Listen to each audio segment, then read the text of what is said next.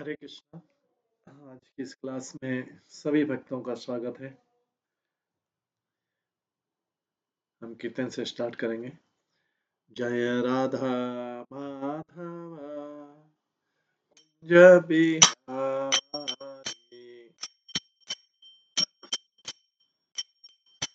जय गोपी जन वल्लभ गिरिवरधारी,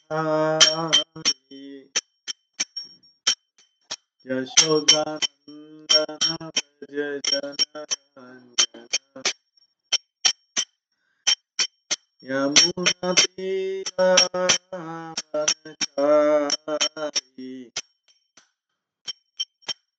जय राधा माधव कुंज बिहारी। हरे कृष्णा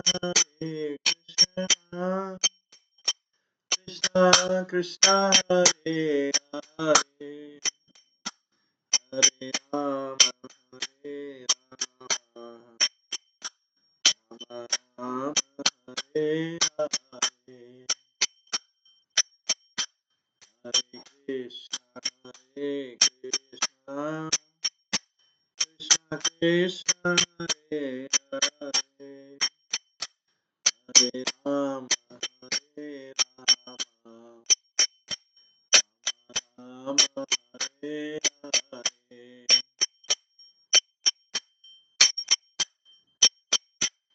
हरे कृष्णा कृष्णा कृष्णा हरे हरे, हरे राम राम राम हरे हरे।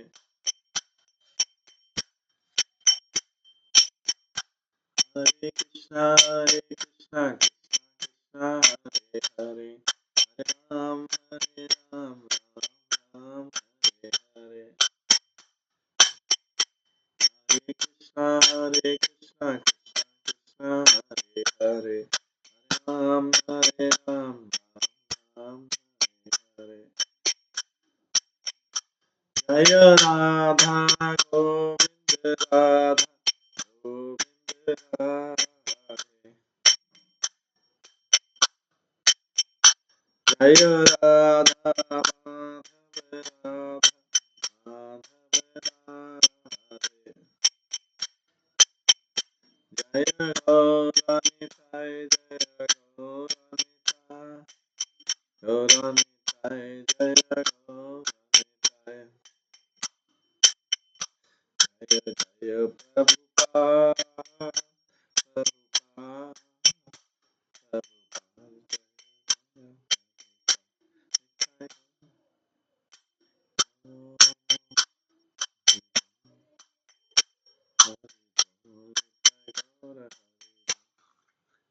श्री श्री राधा गोविंद देव की जय, श्री जगन्नाथ बलदेव सुभद्रा महारानी की जय, श्री श्री गौर निताय की जय, शिल प्रभुपाद की जय।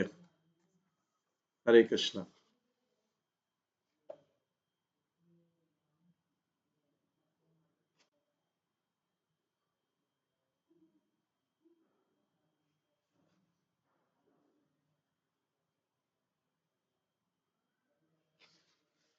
कल हम श्रवण कर रहे थे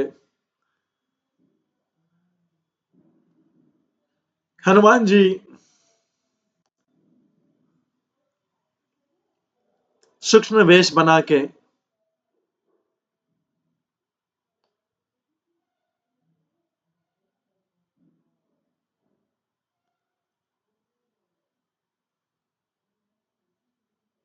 हनुमान जी सूक्ष्म वेश बना के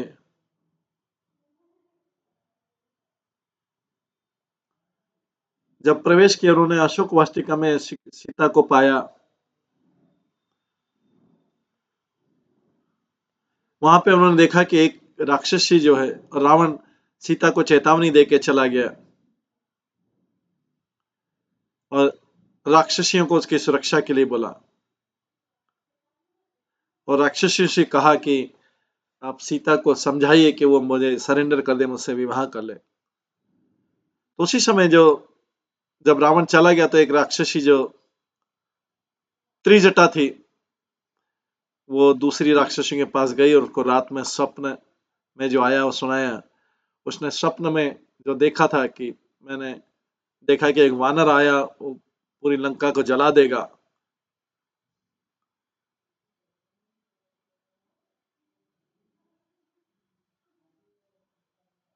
इससे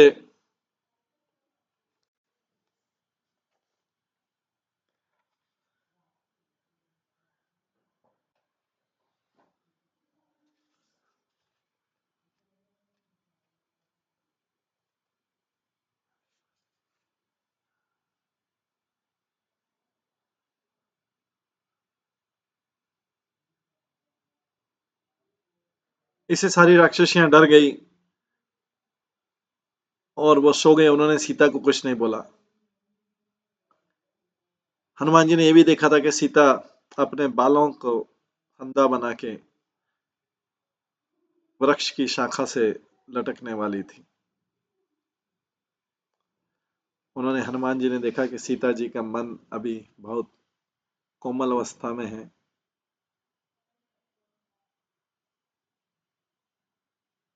उन्होंने सोचा कि अगर मैं उनके पास जाता हूँ मेरे को सुनेगी नहीं और मेरे को त्याग देगी, इसलिए उन्होंने कुछ और सोचा।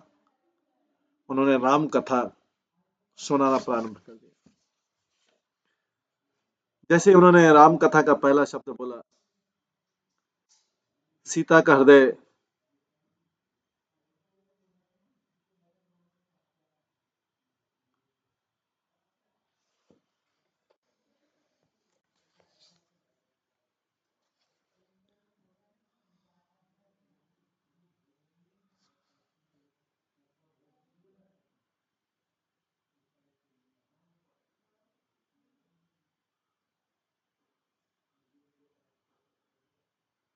सीता का हृदय की धड़कन बढ़ गई।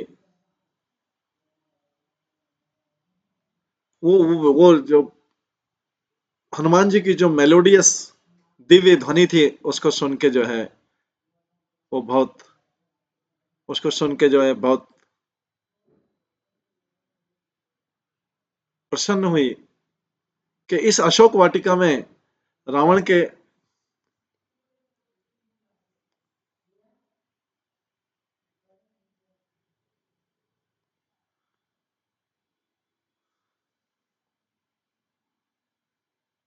वो उनकी दिव्य ध्वनि से कनेक्ट हो गई और उन्होंने देखा कि यहाँ पे कोई व्यक्ति ऐसा है जो राम से प्रेम करता है, जितना वो प्रेम करता है ऐसे कोई व्यक्ति राम से प्रेम करता है। उन्होंने वो फंदा हटाया और रिलैक्स हो गई, आराम करने लगी।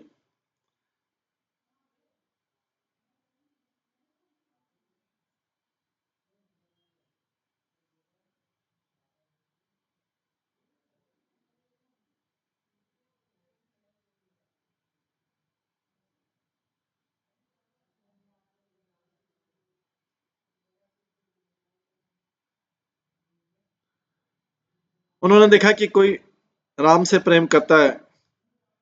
जब हनुमान जी ने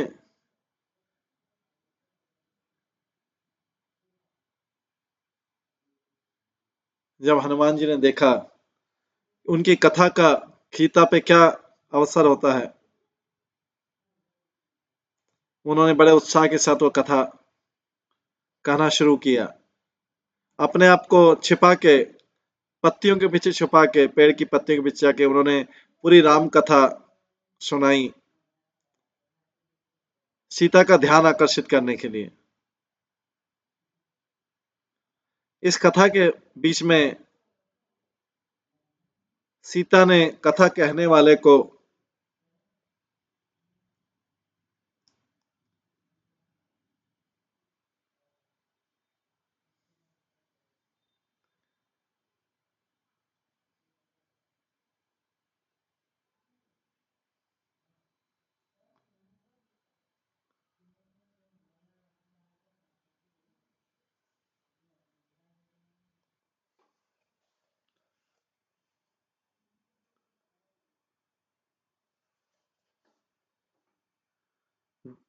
सीता इस बीच में ये ढूंढने की कोशिश कर दी कि कथा खाने वाला कौन है, बट रामचंद्र जी ने बट लेकिन हनुमान जी ने अपने आप को पत्तियों के पीछे छिपा रखा था। अंत में जब हनुमान जी ने सोचा कि ये आज सही समय है, वो तुरंत सीता जी के सामने कूद पड़ा। जब हनुमान सीता जी ने इतना क्यूट, इतना सुंदर मंकी देखा छोटा, उनके हृदय में जो मातृत्व भाव था वह जाग उठा। और जैसा हनुमान जी चाह रहे थे, सीता जी ने उनको पुत्र के समान पुकारा। उस उस एड्रेस से हनुमान जी स्माइल करने लगे। हनुमान जी मुस्कुराने लगे आनंद से, क्योंकि वो चाहते थे कि सीता माता मुझे पुत्र बोले, ही उनकी इच्छा थी। सूक्ष्म रूप धरी सियहि दिखावा।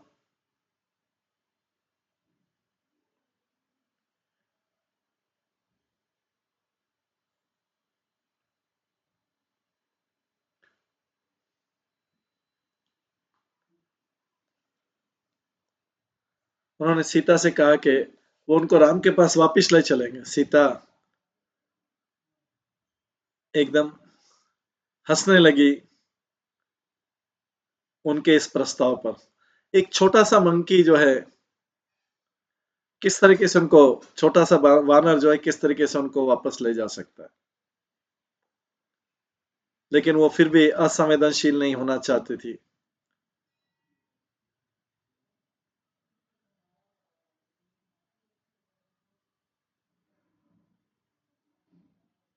वो असंवेदनशील नहीं होना चाहती थी। ये कहकर, हनुमान जी की यह कहकर कि उसमें उतना सामर्थ्य नहीं है, पर फिर भी उनको स्पष्टता चाहिए थी।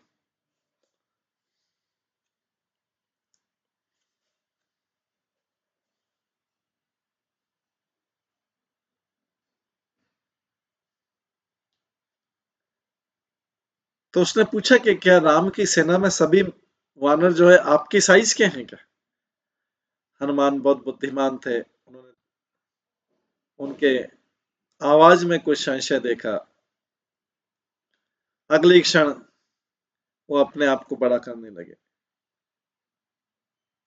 वो उतना बड़ा करने लगे कि वो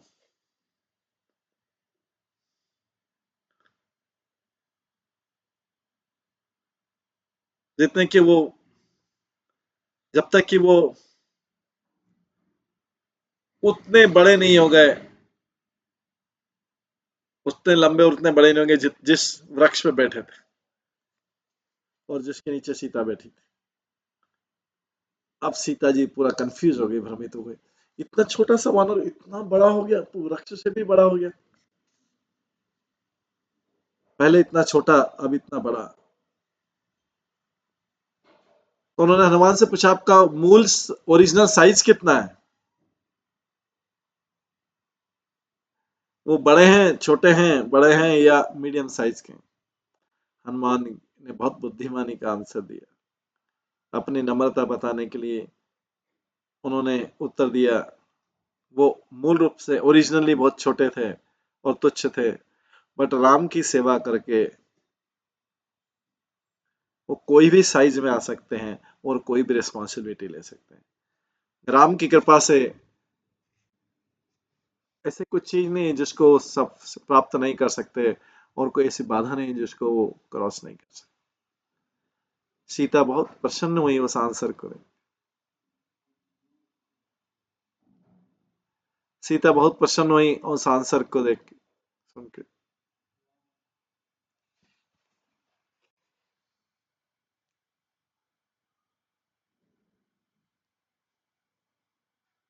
ये भक्ति का सार है।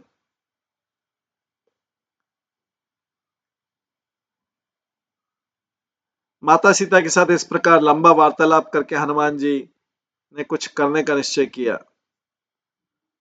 जिसको उन्होंने महत्वपूर्ण समझा। लंका के इतिहास में नई घटना होगी। उन्होंने सोचा ऐसा कुछ करना चाहिए जो ऐतिहासिक और इम्पैक्टफुल हो।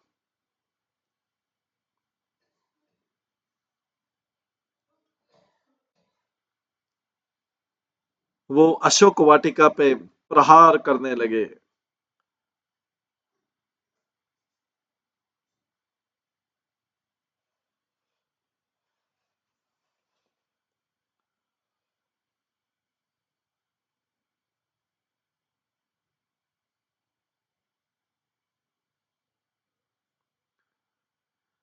वहां पे हर जो चीज दिखाई दे रही थी, जो रात्रि में खड़ी थी, सब चीज टूट गई।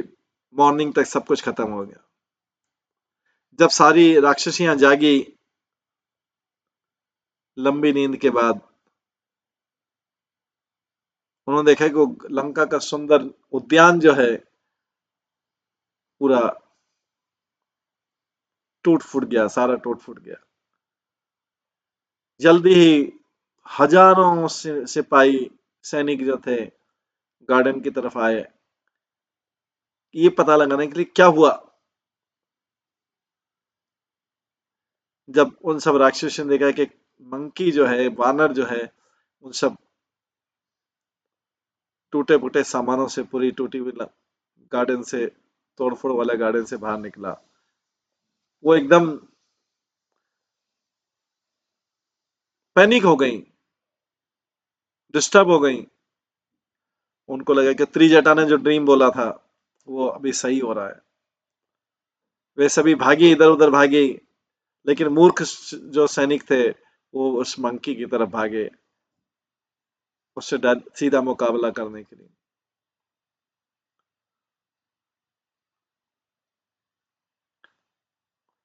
थोड़ी देर में वो सारे जो सिपाही सैनिक हैं वो इधर उधर बिखरे हुए थे।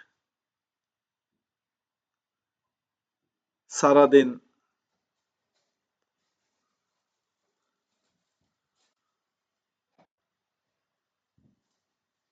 रावण ने उन सैनिकों को भेजता रहा, और हनुमान जी, जो भी सैनिक आ रहे थे, असुर आ रहे थे, राक्षस आ रहे थे, और उनको सबको वध करते जा रहे थे, नष्ट करते जा रहे थे।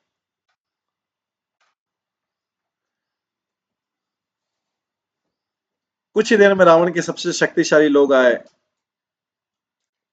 वो भी, उनका भी वध होगा, भी मारे गए, उनका पुत्र भी मारा गया, अक्षय कुमार। इस प्रकार से कोई जब चॉइस नहीं बचा, कोई उनके पास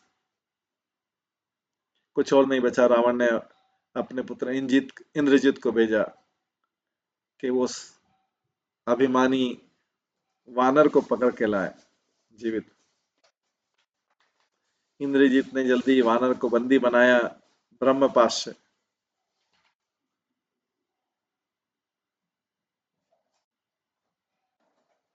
उसके ऊपर कोई और हथियार काम नहीं करेगा, जो ब्रह्मा ने स्वयं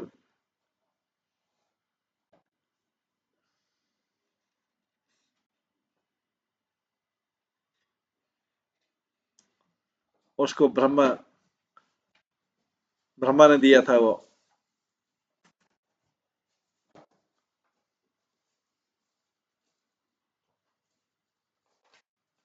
हालांकि हनुमान के पास भी आशीर्वाद था कि उनके ऊपर कोई हथियार काम नहीं करेगा,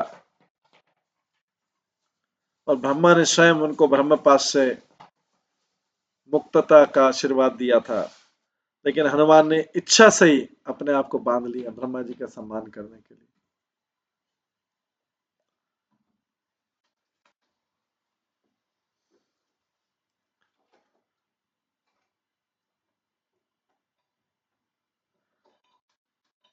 और उनको आगे इससे इससे और भी दूसरी लीलाएं बतानी थी, इसलिए उन्होंने उसमें बंद गए। वो रावण के पास जाना चाहते थे,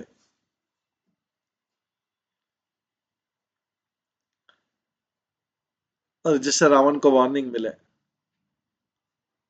और जिसको रावण हमेशा याद रखेगा। जब वो इस प्रकार से उनको खींचा गया दरबार में रावण के, हनुमान ने रावण को अच्छी सलाह दी, लेकिन वो उस गर्वित रावण राक्षस के कानों में नहीं पहुंचे।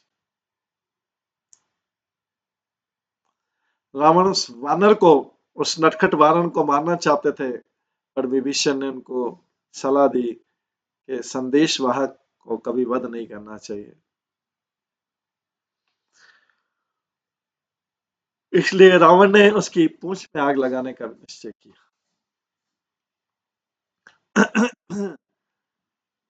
कई मील लंबा कपड़ा जो है तेल में भिगोया और वहां लाया गया और राम के चंद्र हनुमान जी के पूंछ पे बांधा गया। ये बहुत अद्भुत हुआ कि हनुमान की जो पूंछ बढ़ती रही, सारा कपड़ा खत्म हो गया, सारा ऑयल खत्म हो गया, लंका सारा तेल खत्म हो गया। जैसे ही उसकी पूंछ को आग लगाई गई, हनुमान ने अपने आप को मुक्त कर लिया रस्सियों से, जिन रस्सियों से बंधे हुए थे, और दरबार के बाहर चले गए। जब वो उस भवन से बाहर चला गया, उन्होंने अपने आप को विस्तारित किया और जम करते रहे।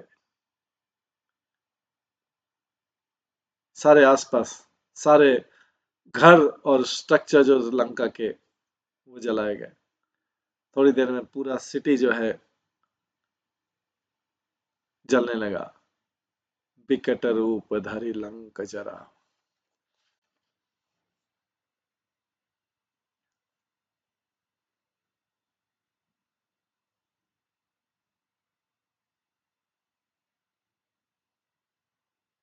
लंका के मध्य में, इस लंका में इस प्रकार का कोलाहल के मध्य में, जब अग्नि तेजी से जल रही थी,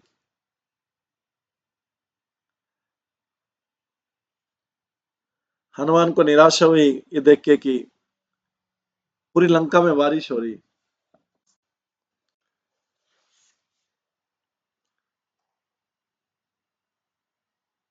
हनुमान को निराशा हुई कि सारी तरफ बारिश हो रही, और उस जगह पे बारिश हो रही जो लंका का जो हिस्सा जल रहा था। हनुमान बहुत अप्रसन्न हुए, इंद्र से नाराज हुए। वो क्यों किया? उसने लंका को जलाने का इतना प्रयास किया, और ये जो इंद्र है ये सब चीजों को उल्टा कर रहा। जब उन्होंने उस इंद्र देवता को बुलाया, शिकायत की, और उसका कारण बताने के कि क्यों वर्षा की, इंद्र स्माइल कर रहा। उन्होंने देखा हनुमान उन्होंने हनुमान से कहा, देख, ध्यान से देखो।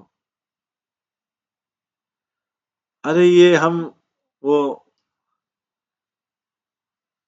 जल नहीं बरसा रहा है, वो एक ज्वलनशील पदार्थ शावर कर रहा है, जिससे सिटी और भी जले। रावण ने देवताओं को बहुत टॉर्चर किया था, तो ये इंद्र का पहला मौका था उसका बदला लेने का। ये सब दुस्साहसपूर्ण कार्य करके जब हनुमान जी भगवान राम के पास आए और लंका में क्या क्या किया, तो उन्होंने बताया। राम के मन में बहुत संशय हुआ। उन्होंने हनुमान से पूछा, क्या उन्होंने पूरी लंका को क्यों जला दिया, जबकि उनको खाली एक संदेश वाहक के बारे में भेजा था, सीता को संदेश देने के लिए। हनुमान ने बताया कि उसका आइडिया नहीं था, लेकिन राम का स्वयं आइडिया था, जिसका उन्होंने केवल पालन किया। राम कंफ्यूज हुए कि उनका आइडिया कैसे हो सकता है, जब वो लंका में उपस्थित ही नहीं थे। हनुमान ने उनको समझाया कि वो हालांकि वो शारीरिक रूप से उपस्थित नहीं थे, रामचंद्र जी परमात्मा के रूप में वो रावण के हर्ट में, हृदय में थे। ये परमात्मा ने उनके हृदय में ये आइडिया डाल रावण के जो है हनुमान की पूंछ जलाई जाए।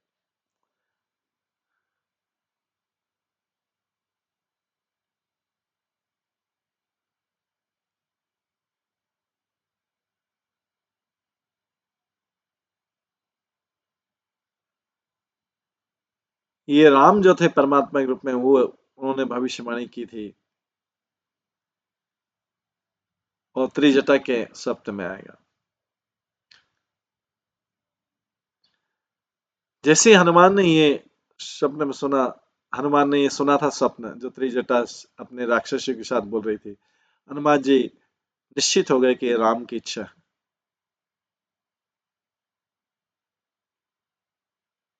पर वो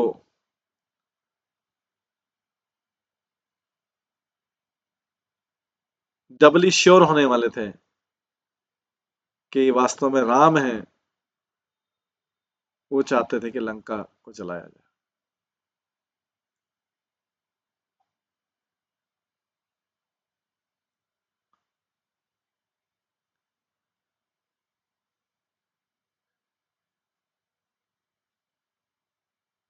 ये वो निश्चित करना चाहते कि उनके मन की ट्रिक नहीं है, पर राम की इच्छा है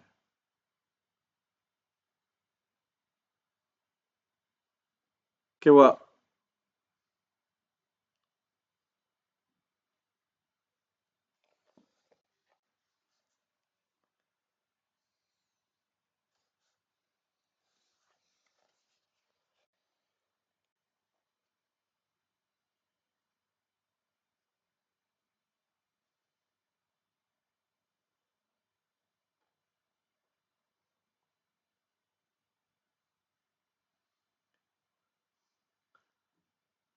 वो हनुमान जी एक्सप्लेन कर रहे हैं कि रामचंद्र जी को बता रहे कि आपकी इच्छा थी जिसके कारण मैंने जलाया, मेरे मन की इच्छा नहीं थी। वो हनुमान जी तो सोच रहे कि कहीं मेरे मन की ट्रिक नहीं होना चाहिए, बट ये रामचंद्र की इच्छा होना चाहिए कि वो अपने आप को बांधे और निर्णय लें। इसलिए वो इंद्रजीत के ब्रह्मपाश से भी बंध गए।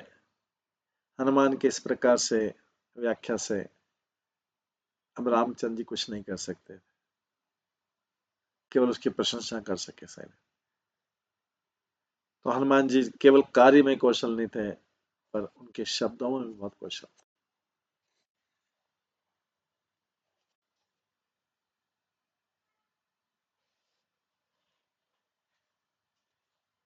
फिर मिला विकट रूप धरि लंक जरावा।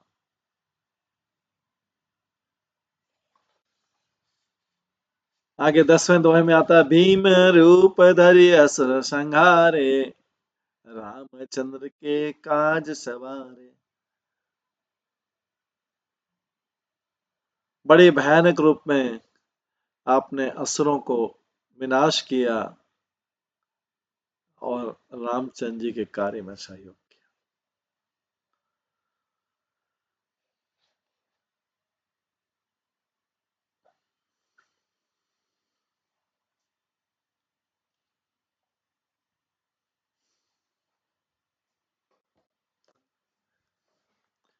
भीम जो है एक बार तो बहुत भ्रमित हो गए, उनके पास कोई आइडिया नहीं था।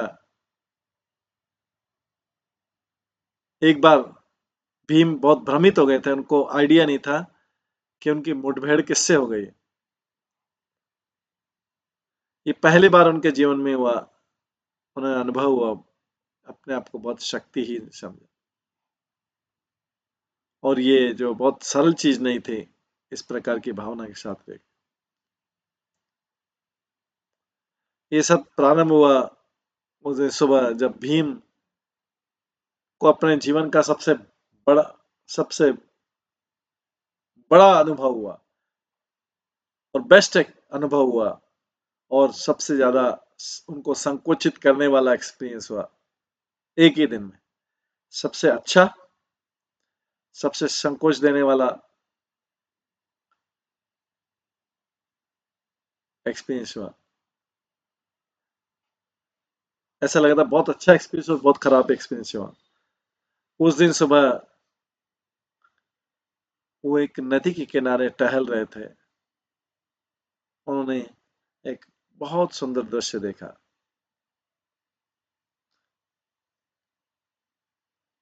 ऊपर एक आकाश में इंद्रधनुष बना था, ऐसा उल्टा, जैसे वर्षा के बाद धूप में होता है। और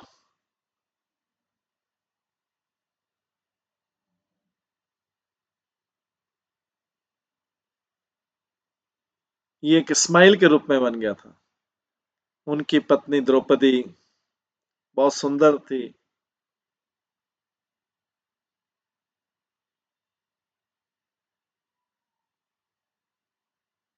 जो उन्होंने अपनी लाइफ में सबसे सुंदर स्त्री देखी, द्रौपदी।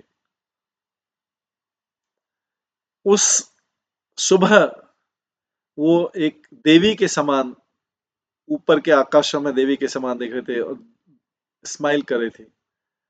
वो ऐसी चमक रही थी, दीप्तिमान हो रहे थे, जैसे कभी इन्होंने देखा नहीं।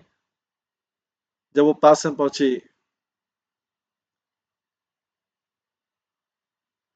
तो उनको देखा कि उनका जो दीप्तिमान चेहरा है वो उनके हाथ में जो गोल्डन लोटस फ्लावर था उसके कारण। ये केवल गोल्डन फ्लावर ही नहीं था, पर 1000 पंखुड़ियों वाला लोटस फ्लावर था। भीम ने कभी भी अपने जीवन में ऐसा देखा नहीं।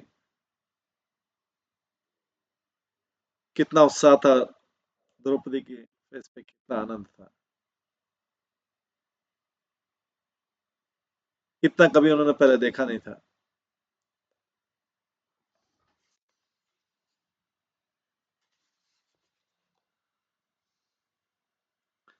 जब भीम बैठ गए उस द्रौपदी के पास में और उस फ्लावर की प्रशंसा करने लगे, द्रौपदी ने उनसे निवेदन किया। ये ऐसा निवेदन था जिसने भीम के हृदय में हलचल पैदा कर दी।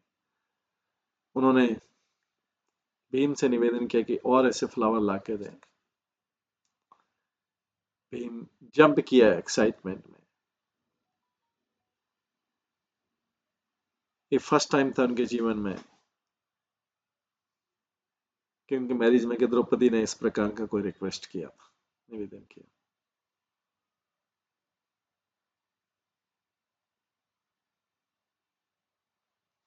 वो उसकी इच्छा पूरी करने को तैयार थे।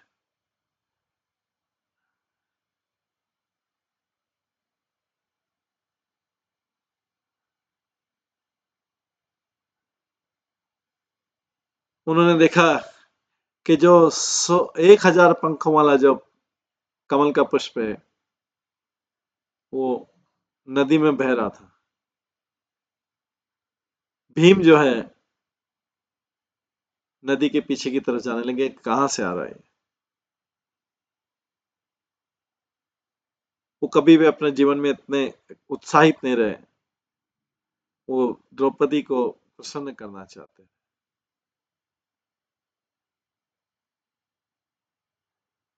वो डे ड्रीम करने लग गए, स्वप्न में सोचने लग गए कि द्रौपदी कितनी प्रसन्न होगी जब वो इतने सारे गोल्डन फ्लावर के साथ में वापस लाते। उनकी गति में, चाल में तेजी थी। थोड़ी देर में उन्होंने अपना शंख बजाया और अपनी प्रसन्नता को संसार को बताया।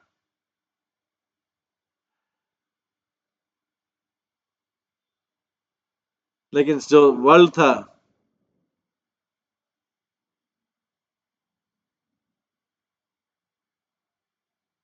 संसार उनकी उस हैप्पीनेस से प्रसन्न नहीं था।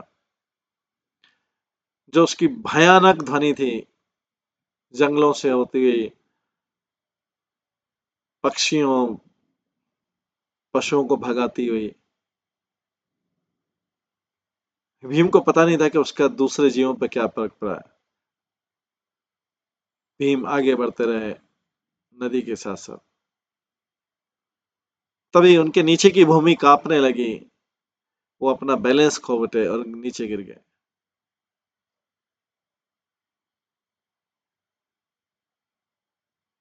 उन्होंने तुरंत स्माइलिंग स्टॉप कर दिया जब उन्होंने रियलाइज किया कि जो इस कंपन का स्रोत है उस प्राकृतिक नहीं पर किसी के द्वारा बनाया गया। उन्होंने उन्होंने जो है सुना किसी का थम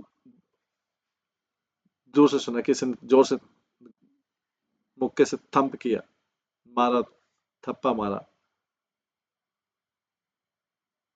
ऐसा लगता था कि किसी ने भूमि के ऊपर बहुत जोर से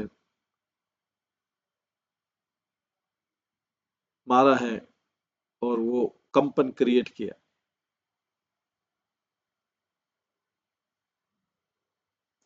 जो भीम के अंदर योद्धा प्रवृत्ति थी वो जाग उठी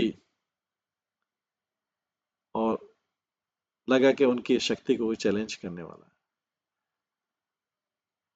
वो उस अद्भुत जो 1000 पंखुड़ियों वाला कमल था उसको पाना दूसरी बात हो गई, सेकेंडरी हो गया। इससे पहले इंक्विजिटिवनेस थी उस कंपन का प्राइमरी सोर्स क्या है।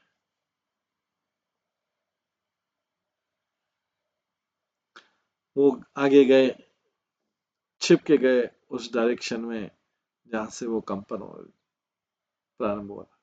जब वहां पहुंचने से पहले दूसरा जोर से आवाज हुई, थड की आवाज हुई, थम्पिंग, और उससे भी ज्यादा भयानक कंपन हुआ। अब तो ये सीरियस मैटर हो गया। भीम जो है ध्यान पूर्वक उस कंपन के स्रोत की तरफ जाने लगे। कंपन कहां से शुरू हुई? जब वहां पे पहुंचने ही वाले थे उन्होंने ग्राउंड पे देखा जो अविश्वसनीय था। उनके रास्ते के बीच में बिछा हुआ ऐसा रोप जैसा दिख रहा था, रस्सी जैसा कोई चीज दिखी। जब उन्होंने ध्यान से देखा ये तो बहुत मोटी पूंछ है, उसने उन आंखों से उस पूंछ के आगे आगे गए और उन्होंने देखा कि पूंछ तो एक बड़े वृद्ध वानर की थी जो एक वृक्ष के नीचे विश्राम कर रहा। भीम ने कभी भी ऐसा वानर देखा नहीं, इतना बड़ा वानर। वानर के पास बड़ी आदत के साथ गए और उन्होंने उससे निवेदन किया कि वो अपनी पूंछ हटा ले, जिससे क्या है कि उनको उसको ऊपर क्रॉस नहीं करना पड़े, स्टेप नहीं रखना पड़े। इसको पूंछ हटा ले जिससे पूंछ के ऊपर से नहीं जाना पड़े। मंकी ने, जो वानर ने, बहुत लेजीली, आलस से बोला कि बहुत थका हुआ है वो, उसकी आंखें भी नहीं खोल पा रहा है वो, इतना थका, और उसकी पूंछ को हटाने का प्रयास तो उसके लिए बड़ा प्रयास हो जाएगा। उन्होंने भीम से बोला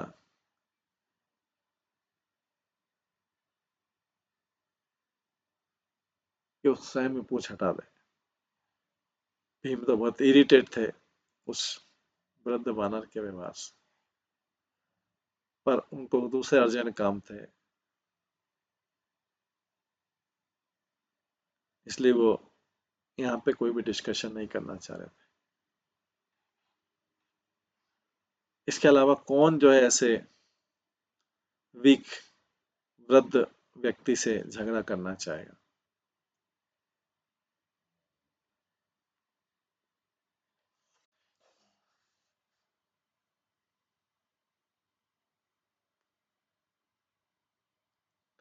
अपने क्रोध को अलग करते हुए भीम ने बड़ी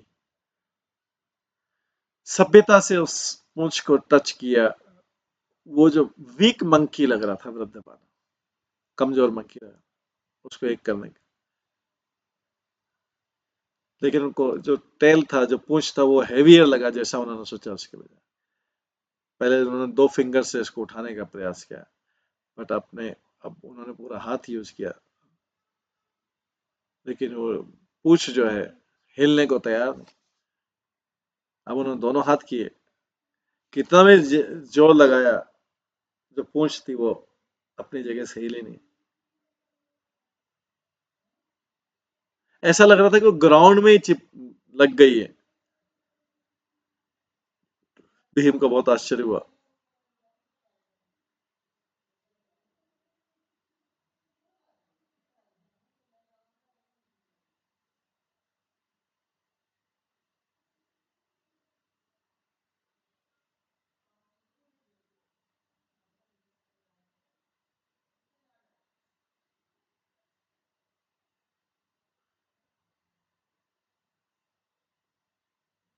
भीम ने सोचा कि इसमें क्या पॉइंट है कि उनके पास 10,000 हाथी का बल है, वो एक वानर की, कमजोर वानर की, ऑर्डिनरी वानर की पूंछ नहीं उठा पा रहे हैं, और वो भी वृद्ध वानर। उन्होंने अपनी सारी शक्ति बुलाई और बहुत गहरी सांस लेके एक बार फिर से पूंछ को उठाने का प्रयास किया। जब वो सारी शक्ति लगा रहा था,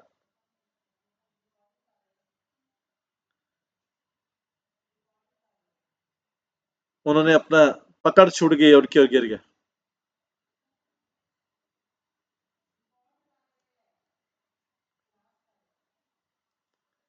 उनकी आंखों के सामने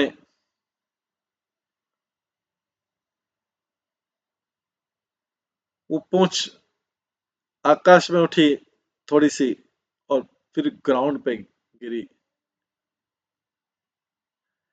जिस शक्ति से वो पूंछ गिरी, उससे कंपन हो गया, और कंपन सारी दिशाओं में, पूरी पृथ्वी कांपने लगी।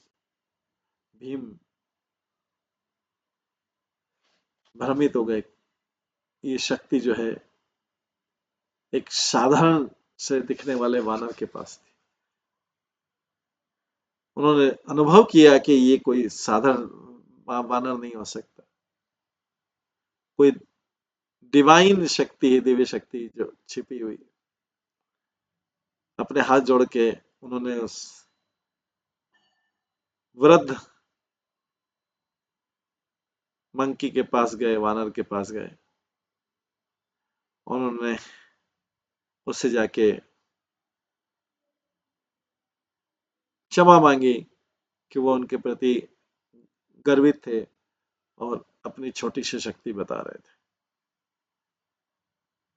उन्होंने उस शक्तिशाली वानर से प्रार्थना की, निवेदन किया कि वो कौन है बताएं और उनको ब्लेस दे, भीम को ब्लेस। जो वृद्ध मंकी थे स्माइल किए, और उस वृद्ध मंकी के सामने थोड़ी देर में देखा हनुमान जी खड़े, शक्तिशाली सेवक और रामचंद्र जी के संदेशवाहक, और राम रावण युद्ध के हीरो।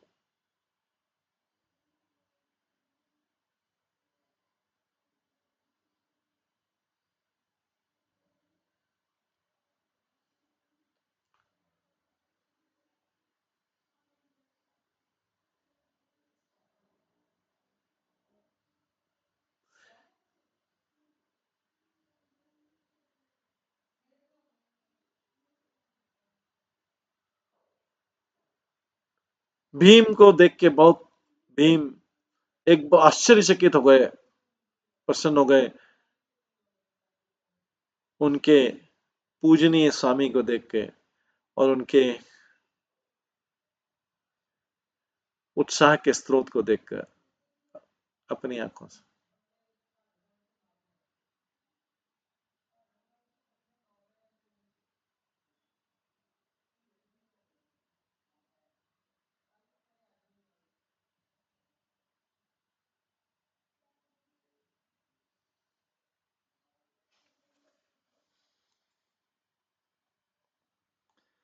तो भीम ने इस प्रकार से हनुमान के चरणों में गिरकर उन्होंने अपने आप को उनकी शरण ले ली पूरी। उनकी इस निष्ठा से हनुमान ने उनको उठाया और गले लगा लिया। भीम ये, ये दो भाइयों का मिलन था, दोनों वायु के पुत्र थे। दोनों ने बहुत समय व्यतीत किया अपने जीवन के एडवेंचर्स को सुनने में और सुनाने में।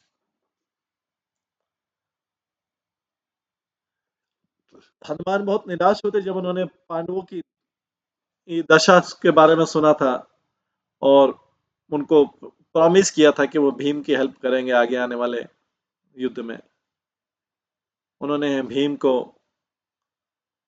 गदा युद्ध की और मल्ल युद्ध की कई कलाएं सिखाई। उन्होंने ये भी बताया कि युद्ध के समय वो अर्जुन के ध्वज पर उपस्थित रहेंगे और भीम जो युद्ध की ध्वनि है में अपनी ध्वनि को भी जोड़ देंगे। इसलिए शत्रु भीम के ऊपर आए से पहले ही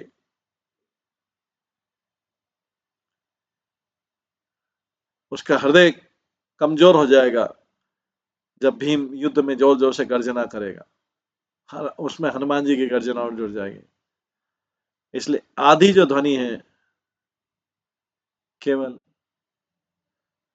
शत्रु की आवाज सुन के खत्म हो जाएगी। भीम रूप धरे असुर संहारे, ये हनुमान जी के उसमें।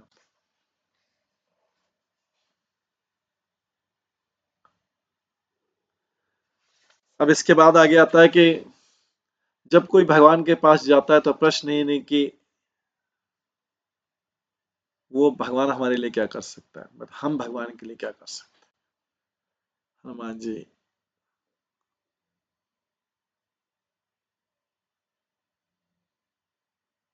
हनुमान जी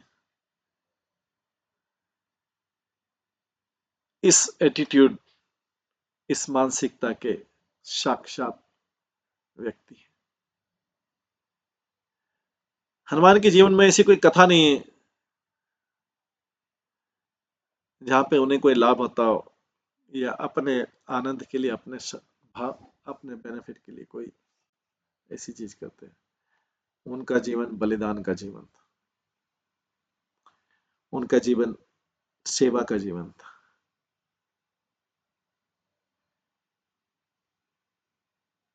प्राथमिक और एक ही बिंदु वाला फोकस था हनुमान जी के जीवन में कि बड़े उत्साह के साथ राम की सेवा करना और उनके भक्तों की सेवा करना। अपनी बेस्ट सामर्थ्य के अनुसार रामचंद्र जी के मिशन का हर कार्य इतना अद्भुत था, हनुमान जी ने किया। रामचंद्र के काज सवारे।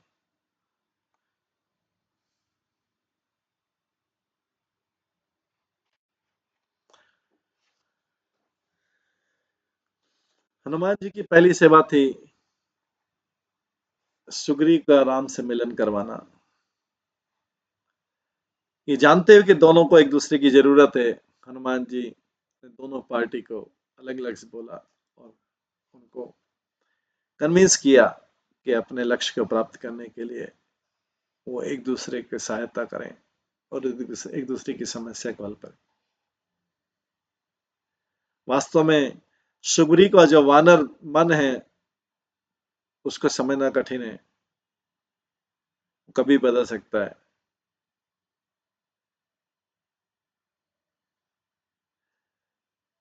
उन्होंने दोनों की दोस्ती पक्की की, संकल्प लेके, मित्रता का संकल्प लेके और यज्ञ में, अग्नि यज्ञ में एक दूसरे के लिए समर्पित हो।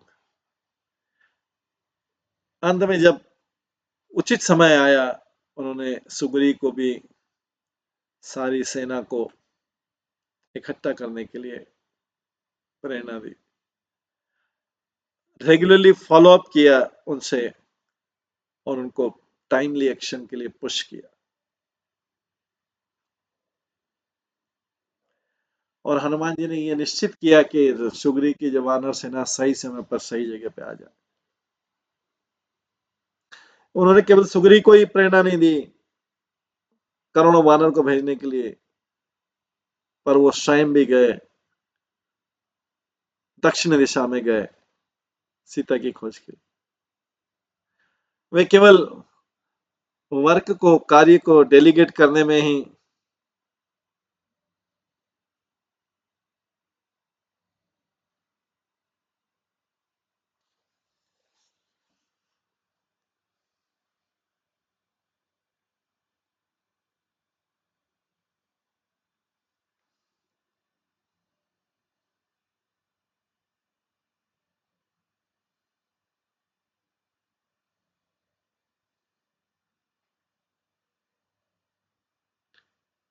वो स्वयं भी पर्सनली रामचंद्र के हर मिशन में स्वयं लगे हुए थे। वो केवल ऑर्गेनाइजिंग में एक्सपर्ट नहीं थे, पर ग्राउंड लेवल पे स्वयं भी काम करने वाले थे। सारी सर्च ऑपरेशन में वो सबको मोटिवेट रखा और सबको फोकस केंद्रित रखा, सबको उत्साहित रखा और सबके ऊपर केंद्रित रखा। हर किसी की टेंडेंसी थी भूल जाने की कि हम ये क्यों कर रहे हैं, क्या कर रहे हैं। लोग कार्य की तरफ फोकस करते हैं, केंद्रित करते हैं, और कार्य करने के पीछे उसका उद्देश्य क्या उसको भूल जाते हैं।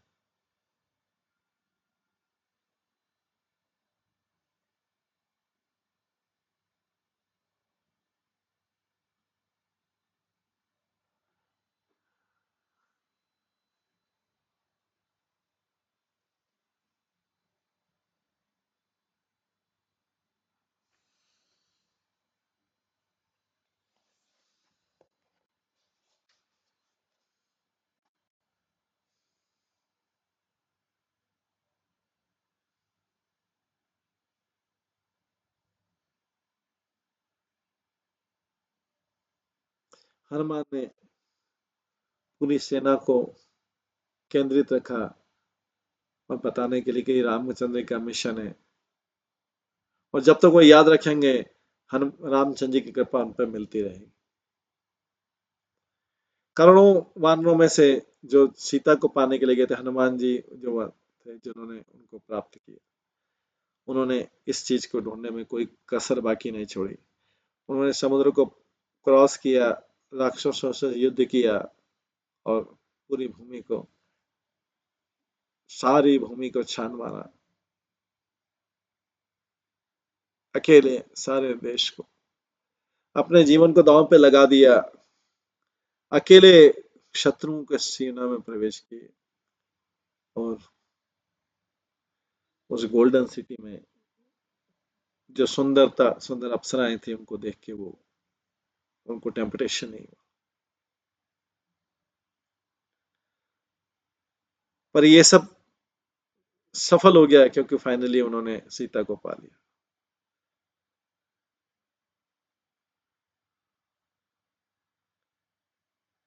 सीता को प्राप्त करके और उनको रामचंद्र का मैसेज देके सक्सेसफुली उन्होंने जॉब कंप्लीट किया।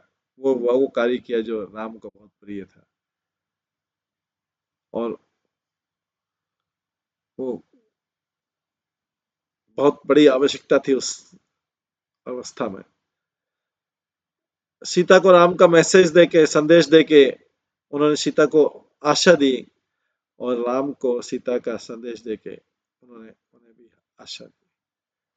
इस तरह आशा के द्वारा उन्होंने सीता और राम को मिलाया। एक जो गुड सर्वेंट होता है, अच्छा सेवक होता है, वो केवल वो जो किए गए कार्य को नहीं करता है, बट उसके साथ में कई और कार्य को भी करता है।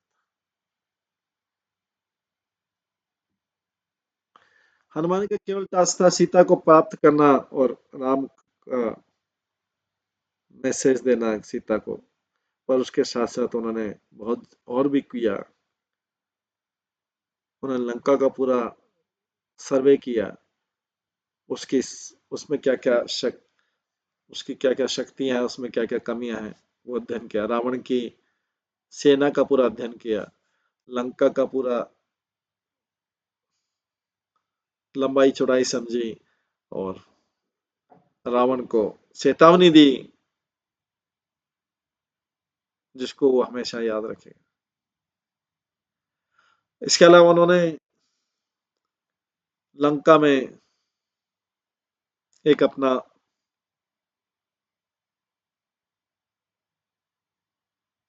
पोटेंशियल फ्रेंड भी मिला जिसका नाम था विभीषण। हनुमान ने वास्तव में रामचंद्र जी को उनका रिकमेंडेशन किया था कि वो ले लें जब विभीषण के आश्रय मांगने आया था। ये कनेक्शन जो है बहुत इंपॉर्टेंट कनेक्शन था जिसने युद्ध में लहरों को बदल दिया। हनुमान ने 80 मील चौड़ा और 800 मील लंबा ब्रिज बनाने में भी 5 दिन में ब्रिज बनाने में बहुत पत्थरों का ब्रिज बनाने में बहुत बड़ी हेल्प की। बड़े बड़े पत्थर लाए वो, चट्टाने लाए, माउंटेन लाए। ये निश्चित करने के लिए इंजीनियर जो जो पुल बना रहे थे उनको स्टोन का सप्लाई कम नहीं हुआ। युद्ध में हनुमान ने सबका जीवन बचाने का प्रयास किया, राम और लक्ष्मण का भी। कई बार जब अविजित जीतने नहीं वाला अद्भुत हथियार को उपयोग किया गया था, हनुमान जो है राम के बहुत शक्तिशाली यंत्र थे पूरे युद्ध में। और जो उन्होंने जो शत्रु नष्ट किए सारे वानरों ने मिलकर में किए होंगे। उन्होंने केवल राम को हेल्प नहीं किया युद्ध जीतने में,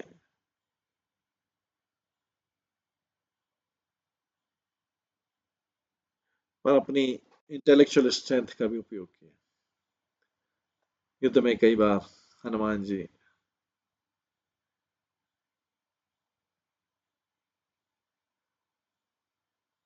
ने रावण के यज्ञ को भंग किया। वो यज्ञ करने से वो अमर बनने का प्रयास कर रहे थे। अंत में बहुत महत्वपूर्ण वे है जिससे हनुमान ने रामचंद्र जी की सेवा की थी कि उनको सीता से मिला दिया युद्ध के अंदर। यही नहीं, उन्होंने भरत को राम से मिलाया उसके बाद भी। युद्ध के बाद जब रामचंद्र जी अयोध्या आए, उन्होंने सारे वानरों को फिर से किष्किंधा भेजा। उन्होंने हनुमान को अपने साथ में रखा। हनुमान मतलब राम के लिए सब कुछ।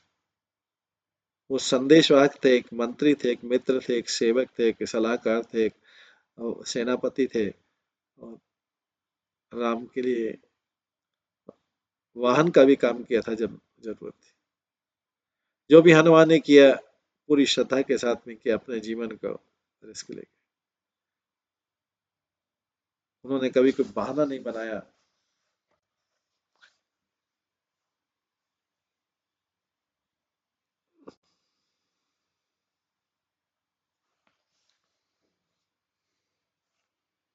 और उनके उद्देश्य पूरे किए। उसकी कीमत कुछ भी चुकानी पड़े। भोजन और नींद उनके लिए कुछ भी नहीं थे जब तक कि उनका उद्देश्य कंप्लीट नहीं हो जाता। उनके लिए रामचंद्र का कार्य ही उनके जीवन का पहला और सबसे आगे का कर्तव्य। वो ब्राह्मणों में भी श्रेष्ठ थे। जब जरूरत थी क्षत्रियों में भी श्रेष्ठ हुए हथियारों का उपयोग करने में। वो वैश्य में भी श्रेष्ठ थे क्योंकि वैश्य जो दूसरों को लोन देता है और लोगों को अपने ऋण के अंदर रखता है।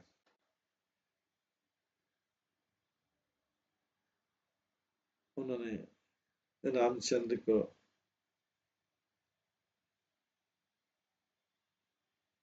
अपने ऋण के अंदर रख दिया और शुद्ध धर्म का भी पालन किया। सेवा हनुमान जी से ज्यादा कौन कर सकता है। उन्होंने रामचंद्र जी का हर लक्ष्य को कंप्लीट किया जिस भी वर्ण में वो थे।